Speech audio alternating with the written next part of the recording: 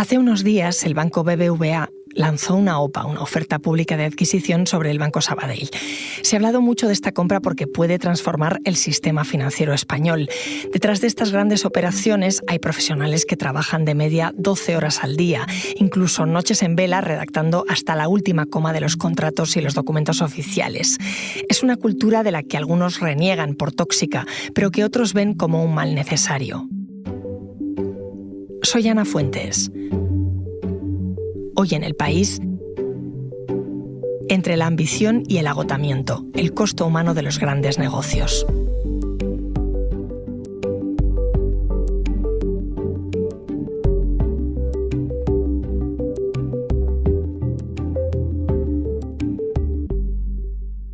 Hola, Pierre. Hola, Ana. Pierre Lomba es mi compañero de la sección de Economía y Mercados del País.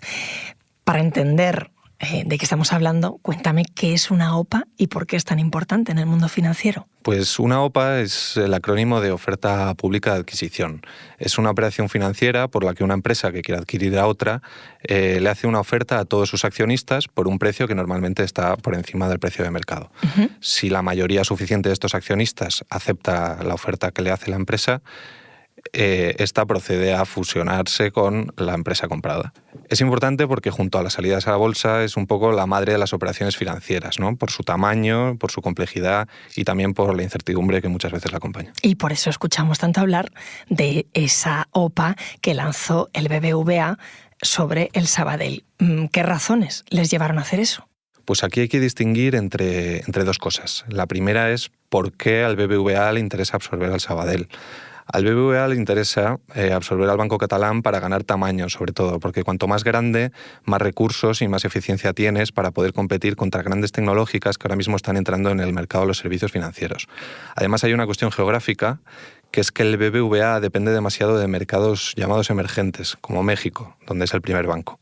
Sabadell, sin embargo, tiene un negocio fuerte en España y muy especialmente entre empresas. En cuanto a por qué una OPA, bueno, pues el banco presidido por Carlos Torres intentó negociar una fusión con el banco presidido por Josep Oliu, pero el consejo de administración de este se negó tajantemente, entre otras cuestiones porque les parecía que el precio era insuficiente. Así que el BBVA se lanzó por una OPA. En las últimas semanas hemos visto muchos titulares sobre esa OPA que lanzaba el BBVA y se hablaba de una OPA hostil. ¿En qué se diferencia una OPA hostil de una amigable? Pues como su propio nombre indica, la diferencia entre una OPA hostil y una amigable radica un poco en la existencia de consenso entre los órganos de gobierno de cada empresa, ¿no? En una hostil, la empresa que lanza la OPA se salta de alguna manera al consejo de administración de la que pretende absorber y se dirige directamente a los accionistas.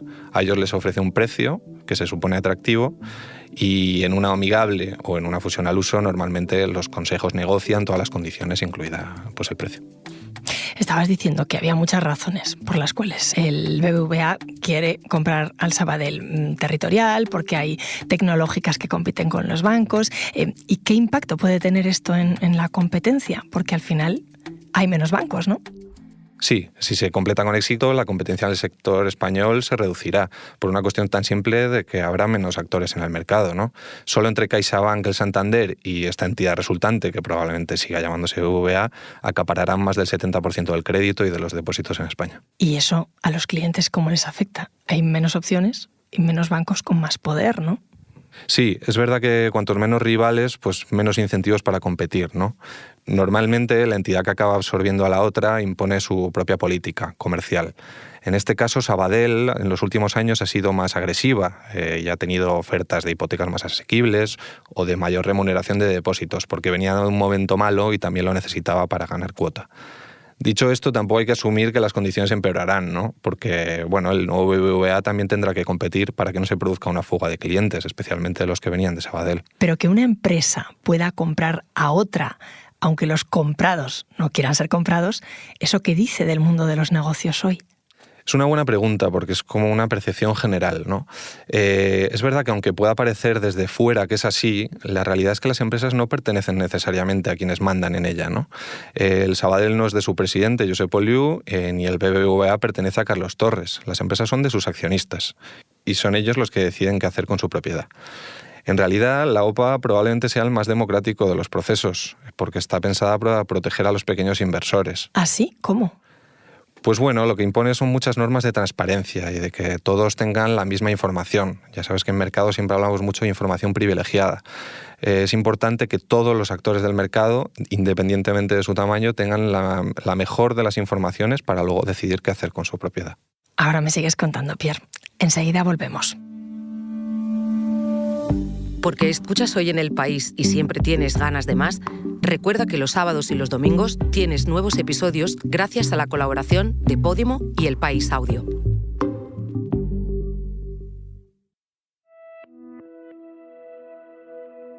Pierre, me estabas contando lo importante que es esa OPA hostil, que no amigable, que el BBVA ha lanzado sobre el Banco Sabadell. Detrás de estas operaciones hay muchísimo trabajo, mucho tiempo. Explícame, ¿dónde se gestan? Pues la leyenda, Ana, es que se gestan en el palco del Bernabéu y no está muy lejos de la realidad. Las grandes operaciones financieras nacen lejos de los focos, en reservados de restaurantes de lujo y en cafés y reuniones de muy alto nivel. A estas solo asisten un círculo muy cerrado de ejecutivos. Cuando estas ya se deciden más o menos, ya se contrata a los asesores y empieza la operación. Y explícame, ¿cómo empieza? Me dices que en los palcos, en los restaurantes, pero ¿cuál es el primer paso para ya darle al botón verde, ¿no? Para lanzar una operación así. Pues el primer paso es que cada una de las empresas que interviene en ella, en el caso de una OPA, pues normalmente el comprador es el que empieza, contrata a sus asesores.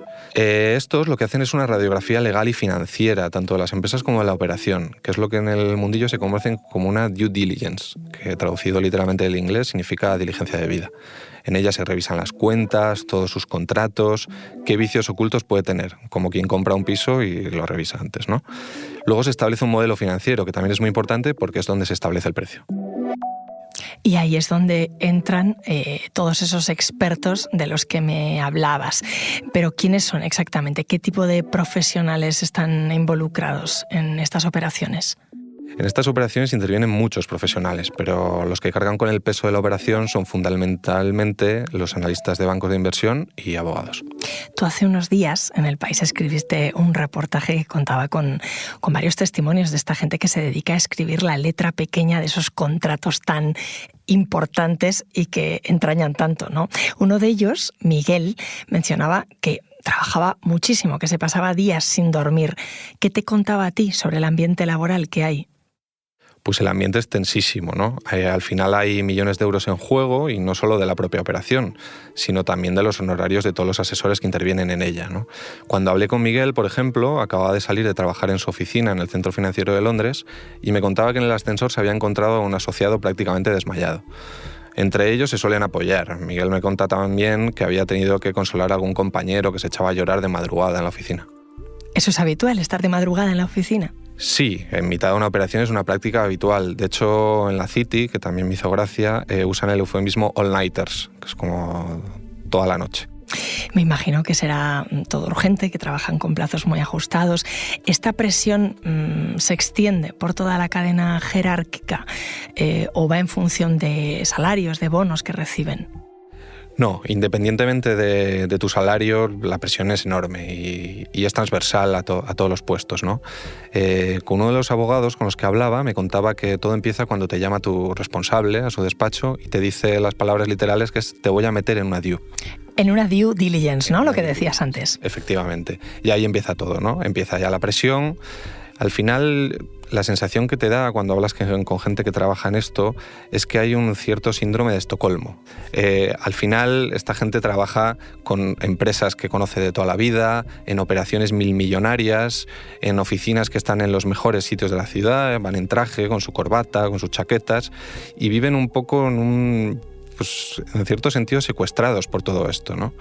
Y la presión es enorme y al final también hay un componente económico que no se puede negar, ¿no? La abogacía de los negocios o la banca de inversión son de los pocos sectores donde una persona de menos de 30 años se puede colocar entre el 10% de personas que más cobran en España, o incluso el 5%.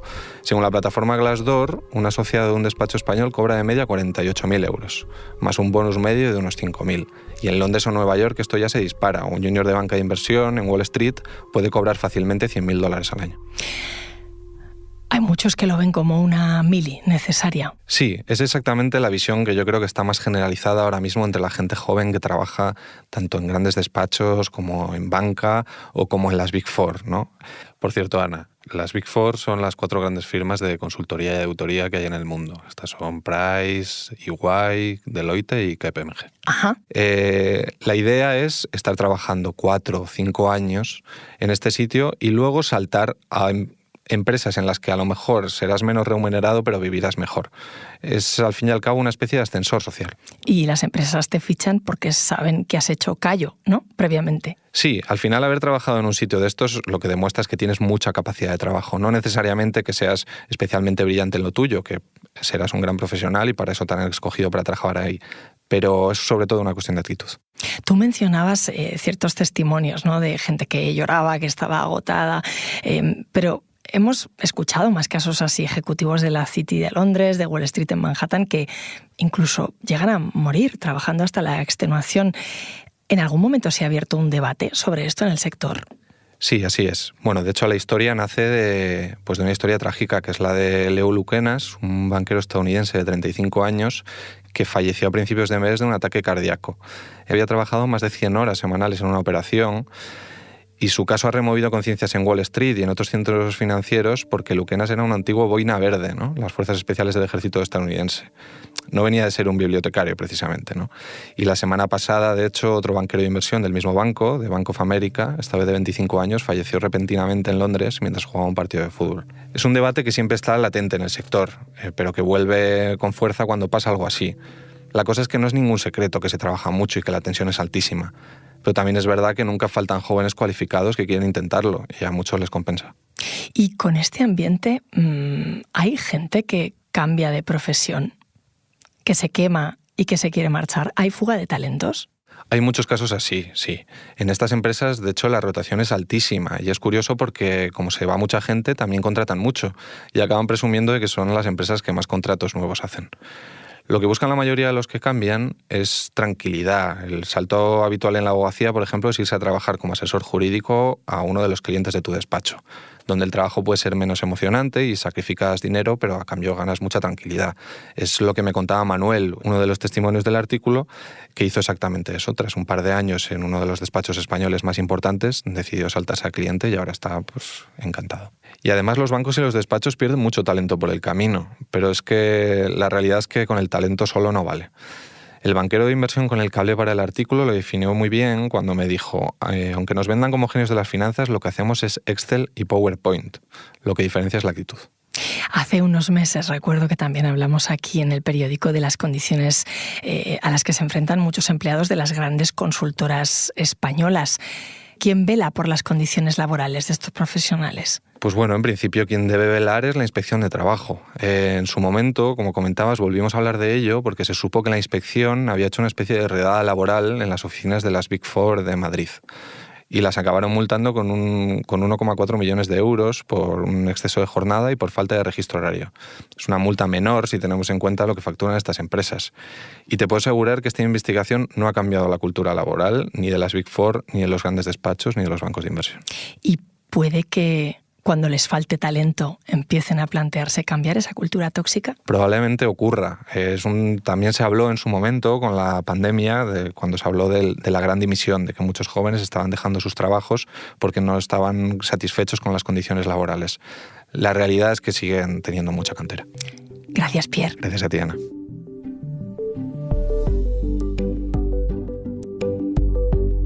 Este episodio lo ha realizado Dani Sousa. El diseño de sonido es de Nacho Taboada. La edición es de Ana Rivera y la dirección de Silvia Cruz La Peña. Yo soy Ana Fuentes y esto ha sido Hoy en el País. Mañana volvemos con más historias. Gracias por escuchar.